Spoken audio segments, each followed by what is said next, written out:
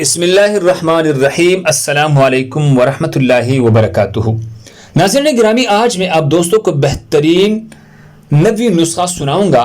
اس سے پہلے آپ حضرات سے درخواست ہے کہ ویڈیو پسند آئے تو آگے ضرور شیئر کریں۔ تو آئیے شروع کرتے ہیں بیماری اور تنگ دستی دور کرنے کا نبوی نسخہ۔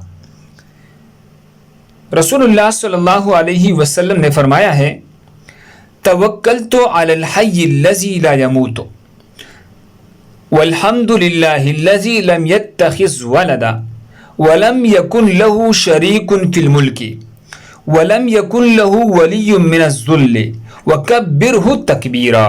توکلت علی اللہ علی الحی الذی لا یموت والحمد للہ الذی لم یتخذ ولدا ولم یکن له شریک فی الملک ولم یکن له ولی من الذل وکبرہ تکبیرا۔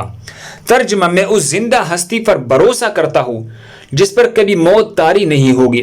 تمام خوبیاں اسی اللہ کے لیے ہے جو نہ اولاد رکھتا ہے اور نہ اس کا کوئی سلطنت میں شریک ہے، اور نہ کمزوری کی وجہ سے اس کا کوئی مددگار ہے، اور اس کی خوب بڑائیاں بیان کیجیے۔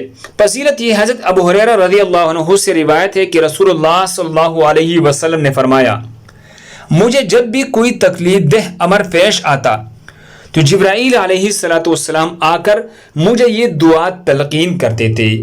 اللہ ہم سب کو اس پر عمل کرنے کی توفیق عطا فرمائے۔ جزاکم اللہ خیر۔